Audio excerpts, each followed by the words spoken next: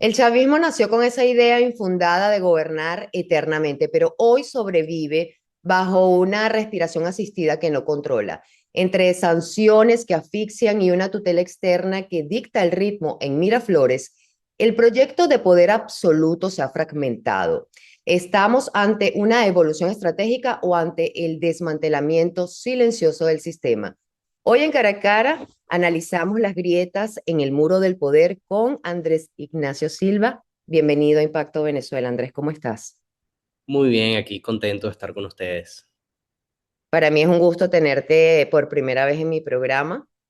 y quiero comenzar con algo. Históricamente el chavismo controlaba la calle, el dinero y el discurso. Hoy vemos un repliegue táctico, pero técnicamente el chavismo está gobernando o simplemente está administrando su propia crisis para no colapsar. Por ahí quiero.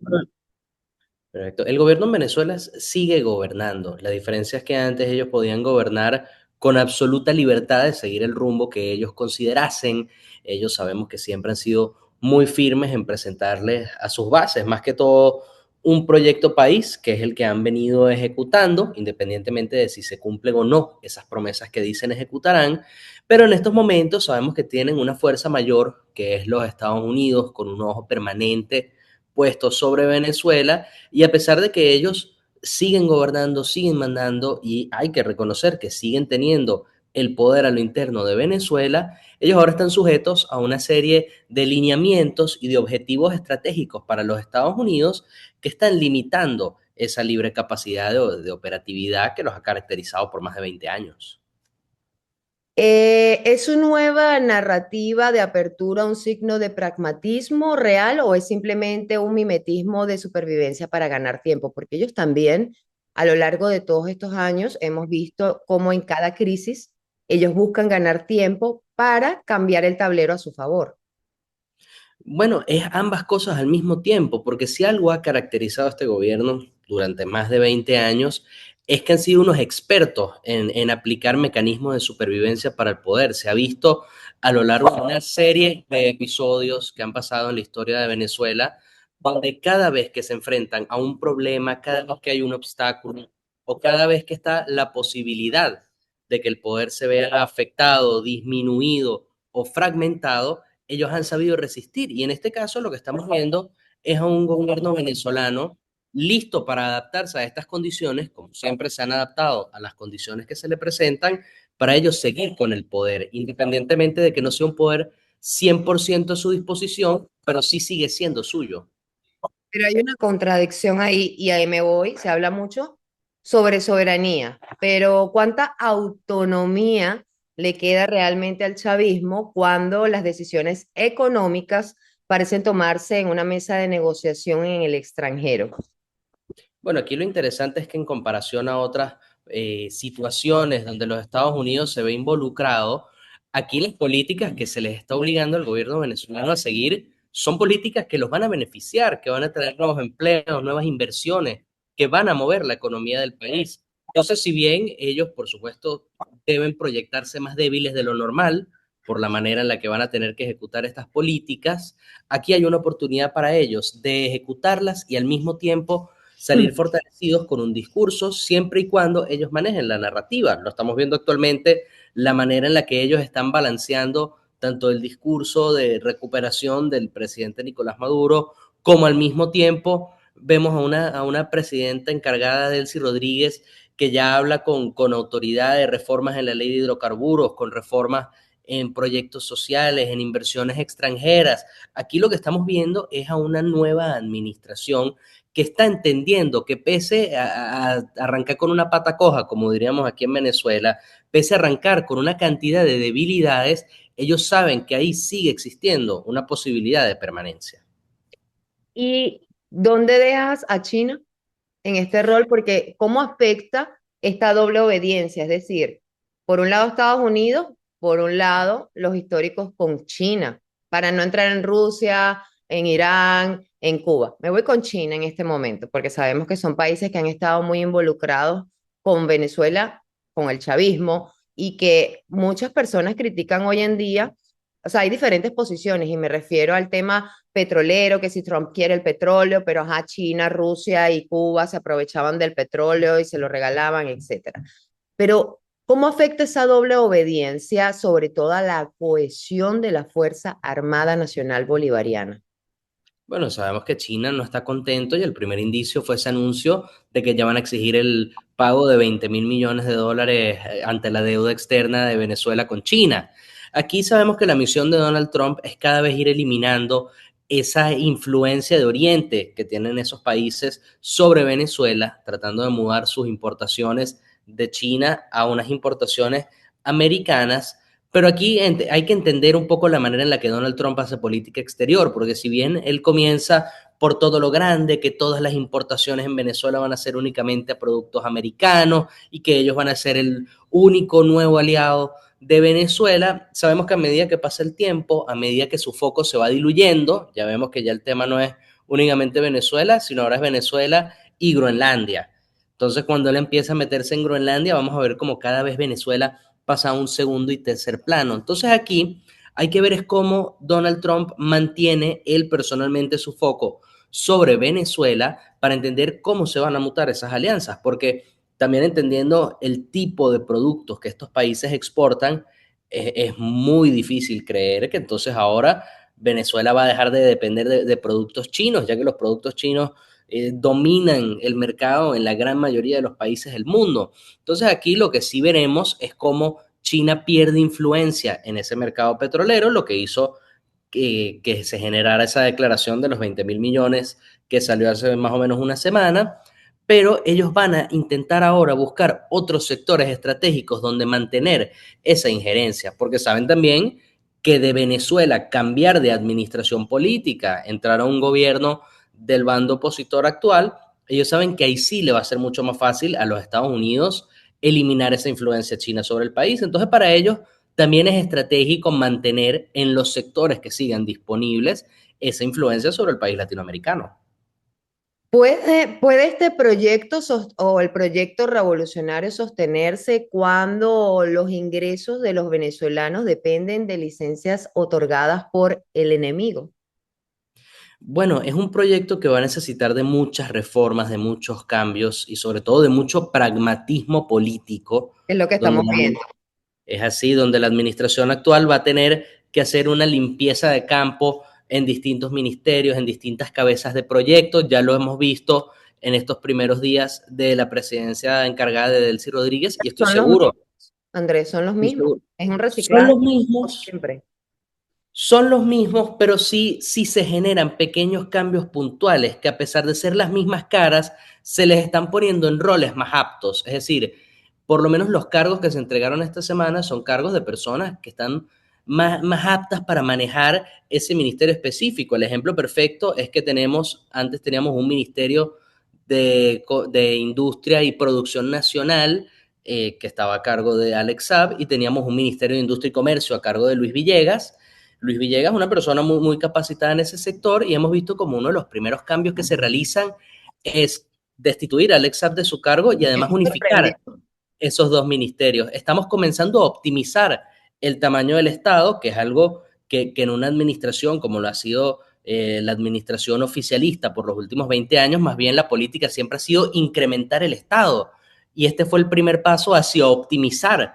esos recursos. Y yo pienso que si ellos siguen en ese rumbo y poco a poco comienzan a mostrar nuevas caras, que sería muy difícil en los primeros 10 días hacerlo, debido además a la fragilidad en esa cohesión oficialista que seguramente habrá detrás de escenas, a medida que vaya avanzando el tiempo, estoy seguro que esas nuevas caras llegarán y cuando lleguen, ahí estarán los verdaderos retos de cómo ponen a trabajar el Estado, cómo ponen a producir al país y de ahí en adelante entender cómo evolucionan las relaciones diplomáticas con otros países que ya han mostrado interés en venir a invertir en Venezuela. A lo interno, esas grietas en el muro del poder. Siempre se ha dicho que el chavismo tiene sus fracturas internas, tienen sus divisiones internas, pero a la hora de mostrarse o defenderse de algo, van en bloque.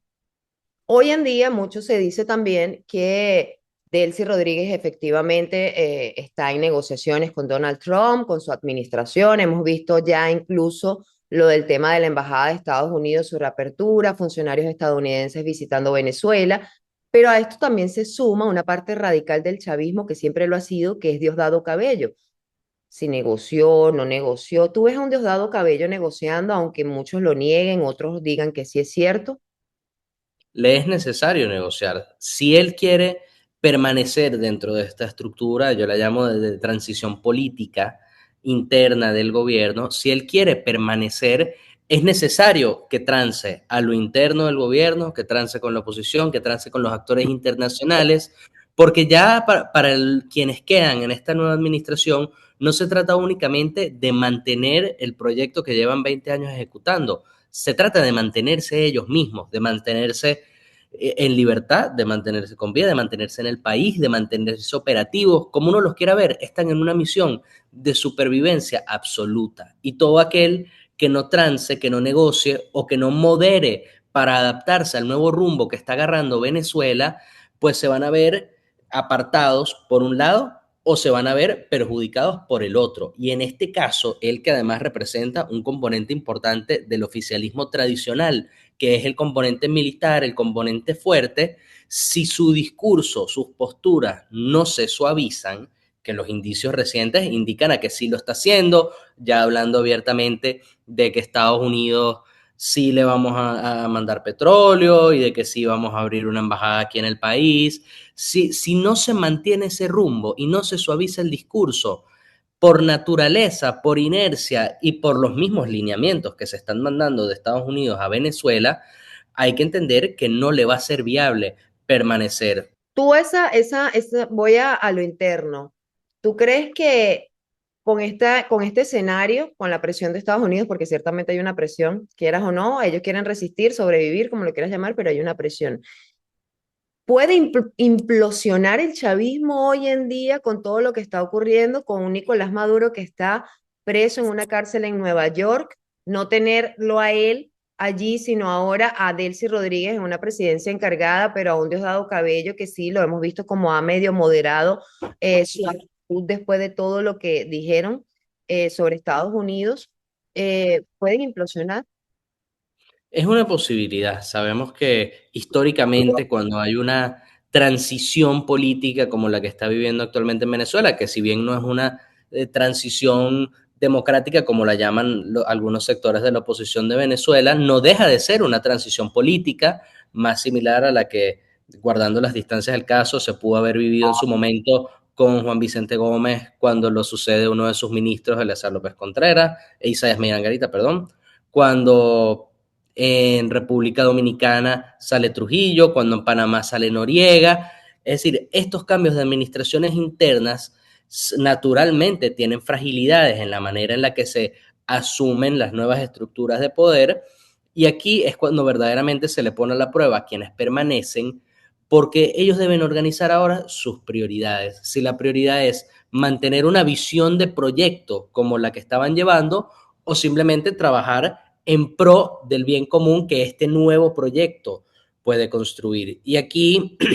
con estas nuevas oportunidades que van a estar surgiendo en Venezuela, que van a ser muy distintas a ese oficialismo tradicional al que estamos acostumbrados, quienes no quieran permanecer, sea por temas ideológicos, sea por temas prácticos, sea por temas de un repudio hacia los Estados Unidos o de un repudio de Estados Unidos hacia ellos, quienes no quieran alinearse con ese nuevo proyecto, la dificultad que van a tener es que ante este tutelaje americano que tenemos, corren el riesgo de que en algún momento el siguiente lineamiento que llegue sea encargarse de esa persona o encargarse de ese organismo. Entonces aquí no, todo esto se resume en un tema para el oficialismo de supervivencia. ¿Qué prela en este caso? ¿Los intereses personales o ideológicos que venían llevando antes del 3 de enero o ahora los intereses nacionales que tenemos ante la posibilidad de construir una nueva visión país que genere cambios positivos para Venezuela? Andrés, ¿y dónde dejas a a la oposición política y a los millones de venezolanos que están apostando a un cambio de sistema, a un cambio de rostros en el gobierno? La oposición en este momento es quien lleva la responsabilidad más grande ante los venezolanos. A mí me preocupa mucho que veo a personas opinando como si quien ahora es el líder de la oposición venezolana es Donald Trump. Hay que entender que cada vez que uno escucha un discurso, sea de Donald Trump, de Marco Rubio o de cualquier personaje de la administración americana, él no le está hablando a un público venezolano, le está hablando a un votante americano, y hay que tomar sus declaraciones como tal. Hay que entender que la oposición venezolana, que en los últimos 3, 4 años oficialmente se ha dividido en una cantidad de microoposiciones caracterizadas por la Mesita, por el partido de Enrique Capriles y de Tomás Guanipa, por Antonio Carri, todos estos quienes ahora son diputados de la nueva del nuevo hemisferio, del nuevo hemiciclo de sesiones en la Asamblea Nacional. Tenemos por otro lado una oposición que, como bien dijo Donald Trump y como bien dijo Marco Rubio, son una oposición que lastimosamente en este momento están en el exilio, por lo que no tienen una incidencia directa en el día a día del venezolano, pero no dejan de ser menos importantes y por supuesto ante las figuras que han liderado ese movimiento no dejan de ser menos necesarias para estos nuevos pasos que va a vivir la política venezolana. Cada uno de ellos tiene que entender que están ante un nuevo rol. Quienes están aquí en el país, sea desde la Asamblea Nacional o sea desde el activismo de calle, tienen la responsabilidad de seguir ejerciendo que todos esos derechos sociales y económicos del venezolano que tienen 20 años sin defenderse, que ahora sí pongamos a prueba si esta nueva administración los va a hacer valer o simplemente va a seguir lo mismo que ya veníamos viviendo. Y para la oposición en el exterior le queda no solo seguir visibilizando el caso venezolano, que para muchos pareciera que como ya se cumplió lo del 3 de enero, ya no hay necesidad de seguir visibilizándolo. No, no. Que haya habido aquí una transición política en Venezuela no significa que no quedan todavía millas y millas y millas de camino por recorrer. Ahora es que queda trabajo por hacer y ahora es que viene la parte difícil de la transición política. Entonces, para ellos queda visibilizar este caso y al mismo tiempo, en consonancia con la oposición que se mantiene en el país, seguir presionando y ejerciendo esa presión ante el gobierno nacional, no solo para que se convoquen a esas nuevas elecciones que contempla el artículo 233 de la Constitución venezolana, sino además que estas sean unas elecciones 100% abiertas donde puedan participar todos los que legítimamente tienen derecho de participar en estas elecciones y que esta nueva administración demuestre si ese, yo calculo personalmente que va a tomar por lo menos un año, año y medio antes de que sean esas nuevas elecciones, van a tener ahora el reto de demostrar si verdaderamente el problema era un problema ideológico con el gobierno de turno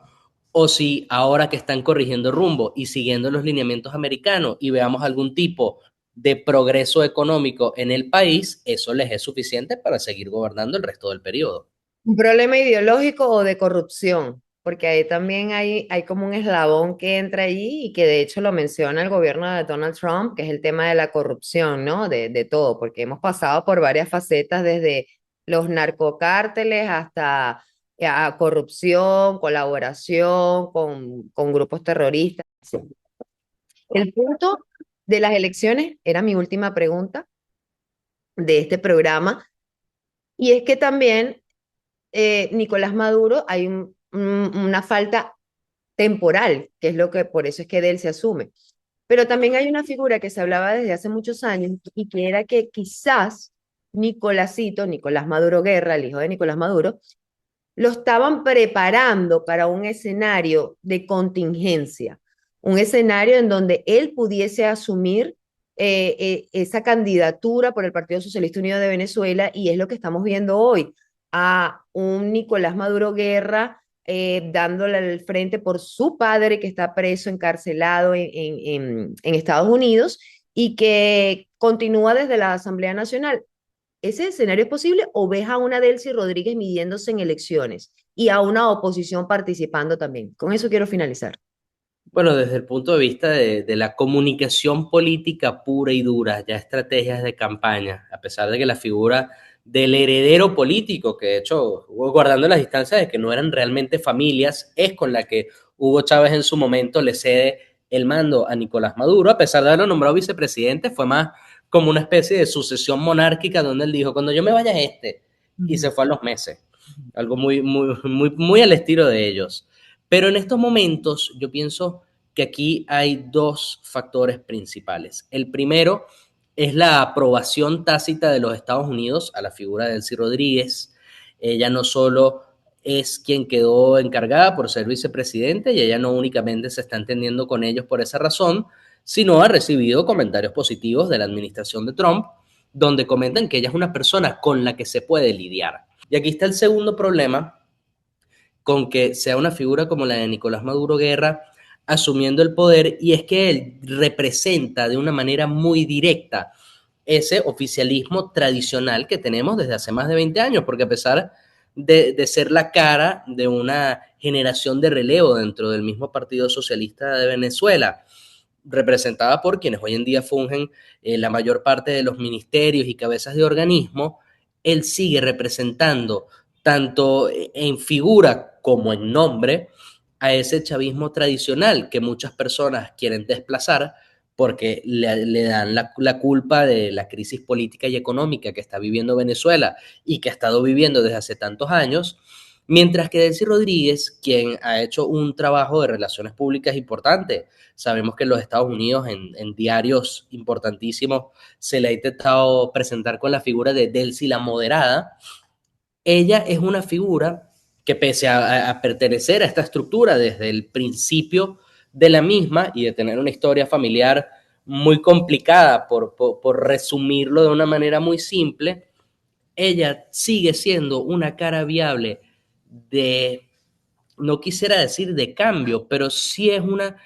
figura viable para por lo menos hacer ver que las cosas se pueden hacer distintas. Porque cuando cambiamos el nombre, la imagen, vemos que ya hay eslogan, ya hay canción, es decir, ya está en modo campaña, ella tiene una oportunidad de por lo menos darle la vuelta a la situación y de llevar esta figura de poder oficialista post-madurismo, post-chavismo, hacia una figura que les permita tener permanencia en el tiempo, porque cuando se tiene una cara así de distinta, pese a estar dentro de la misma administración, lo que tú le estás diciendo a sus bases es, somos los mismos que tú tienes 20 años votando y 20 años queriendo aquí, pero somos distintos porque estamos cambiando el rumbo del país, estamos cambiando nuestras políticas base y estamos haciendo las cosas distintos, que es lo que permite captar a aquellas personas apolíticas, desinteresadas, moderadas o que simplemente no les importa si gobierna la oposición o si gobierna el oficialismo, lo que les interesa es que las cosas funcionen. Entonces, si ella logra balancear esa dualidad de personalidades que le va a tocar balancear durante X cantidad de tiempo que ellos decían tardar en convocar unas nuevas elecciones, ella es la figura con suficiente poder y con suficientes diferencias de base en la imagen comparado a otras personas como el diputado Maduro Guerra, entonces es ella la que debería ser la indicada para llevar una elección independientemente de contra quién se lance de la oposición. ¿Cuál crees que sea el destino de Nicolás Maduro? Bueno, yo pienso que va a enfrentar un juicio largo en los Estados Unidos, que más allá de lo que uno pueda pensar sobre qué debería pasar, si nos remontamos únicamente a lo que dice el derecho, las leyes y la manera en la que se llevan a cabo los juicios penales en los Estados Unidos cometió no sé si un error o si fue adrede, pero escogió un circuito judicial complicado para enjuiciar este tipo de casos, de haberlo hecho en Florida hubiese sido más fácil porque las personas del jurado en la Florida estadísticamente son más republicanos, son más anti-izquierda latinoamericana y hubiese sido más fácil lograr una convicción, mientras que el jurado neoyorquino es un jurado liberal, es un jurado mucho más abierto y a pesar de tener un juez tradicional judío de 92 años, que por supuesto para la defensa de Nicolás Maduro no es un juez fácil para tener, siguen teniendo que demostrar, como diría la ley americana, sin lugar a duda, sin equivocación y sin equivocarse por ningún lado, que Nicolás Maduro participó directamente en estas estructuras de narcotráfico que enviaban drogas a los Estados Unidos y que él, sin lugar a dudas, era la persona que lo estaba encabezando. Y ahí vemos que esa es una convicción difícil de sacar desde el punto de vista del derecho, Por eso es que al día o a los 2 días de Nicolás Maduro llegar a Nueva York, ya vimos que la defensa, que la fiscalía había realizado un cambio en los cargos que se le acusaban. Es decir, ellos mismos saben que es un caso difícil, pero ellos lo que van a hacer es alargarlo lo más posible, asegurarse que este sea un juicio político largo, visible, donde ellos puedan hacerle juego a esa movida política que hicieron y aprovecharla para convertirla en una victoria republicana, y que de aquí a unos años, independientemente del veredicto que se logre, yo sí pienso que esta no va a ser una condena larga como mucha gente piensa, que le van a dar cadena perpetua o que va a pasar el resto de su vida en su cárcel. Yo pienso que esto, el peor escenario para Nicolás Maduro pudiese ser una condena de entre 10 y 15 años, en el peor escenario para él. Y si lo liberan, ¿crees que regrese a Venezuela o que se exilie? Yo pienso que se va a exiliar, porque aquí además, dependiendo de cuánto dure este juicio, que como yo lo veo va a ser un juicio muy largo, de por lo menos 3, 5 años, cuando ya ese juicio se resuelva para bien o para mal, ya aquí en Venezuela la figura de presidencia encargada de Delcy Rodríguez va a haber cumplido su ciclo, ya se van a haber realizado unas elecciones, y volver a Venezuela sería volver a Venezuela con incertidumbre, sin protección, sin inmunidad diplomática ni parlamentaria, y llegar a una gran incertidumbre, cuando el mejor caso que pueda tener, si ese es el escenario que se cumple, si cumplir un destino muy similar al de Bashar al-Assad en Rusia, donde ya su política se trata más de mantenerse vigente, de mantenerse presente en el imaginario colectivo, como una figura que resistió, aguantó y ahí está, pero entendiendo que ya la política interna de Venezuela pasó de él, ya pasó su tiempo, y es el momento de dejar que otras caras políticas asuman el mando. Y a María Corina Machado, ¿cómo la ves en esta transición política y a Edmundo González Urrutia? Hoy María en Corina Machado, Edmundo González, yo pienso que es una figura que también ya cumplió su ciclo, pese a lo necesario para llegar a este punto, que fue la defensa de las elecciones del 2024.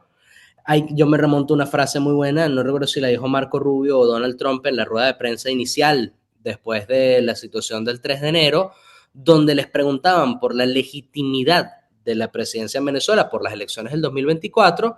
y ellos lo que respondieron fue que si bien la legitimidad es muy importante para hacer valer los procesos, aquí no dependemos de lo que es legítimo, aquí dependemos en una situación como Venezuela de lo que funciona. Y si bien lo legítimo es hacer respetar la presidencia que el pueblo de Venezuela mandó a cumplir para el 2024, eso no es lo que funciona, porque no hay una manera real, viable, a través de la cual hacer valer esas elecciones pueda dar algún indicio de gobernabilidad. Entonces aquí toca respetar su figura, y ahora sí queda a nombre de María Corina Machado hacer valer sus derechos ciudadanos de poder participar en la siguiente elección que se convoque en el país, y ella ahora dedicarse a construir suficientes puentes con la oposición para que en una contienda clara tenga la mayor cantidad de apoyos y pueda volver al país, participar en estas elecciones y hacer una participación importante que ahora sí haga valer la voluntad del venezolano del 2024. Andrés, pero sobre todo con un CNE, un Consejo Nacional Electoral que garantice transparencia e imparcialidad en el proceso. Eso va a ser determinante en ese próximo proceso si se convoca, cuando se convoque. Si no hay una estructura nueva, no hay una mediación internacional, observadores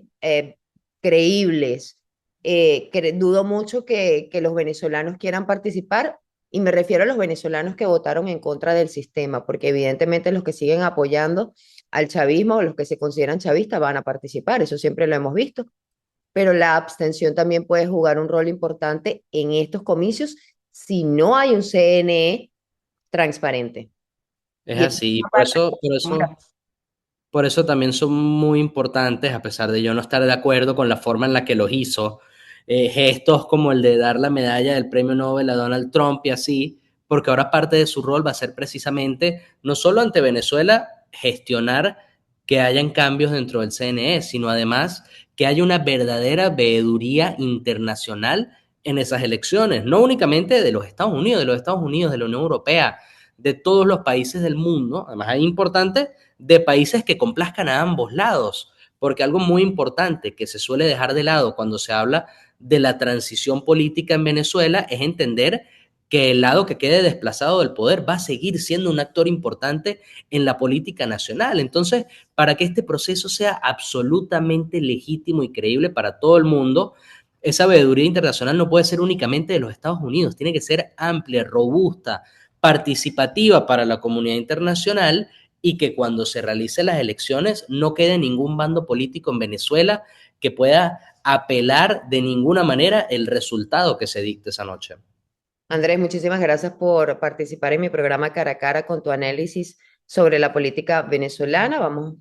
a continuar haciendo seguimiento al desarrollo de los acontecimientos. Como siempre lo digo, la política venezolana es muy compleja, muy variante. Hoy pasa una cosa, mañana pasa otra, pero con el histórico de 27 años de este sistema, pues ya tenemos como un hilo conductor y unas señales que nos apuntan a cómo actúan ellos y nos hace abrir ese abanico de posibilidades o de escenarios que se puedan estar dando en este momento cuando estamos en el año 2026. Gracias por participar. Gracias a ustedes. A toda mi audiencia también, gracias por acompañarme cada día en este su espacio sin censura. Para más visiten www.impactovenezuela.com y nuestras redes sociales @impactove. Soy Mildred Manrique, nos vemos el próximo domingo.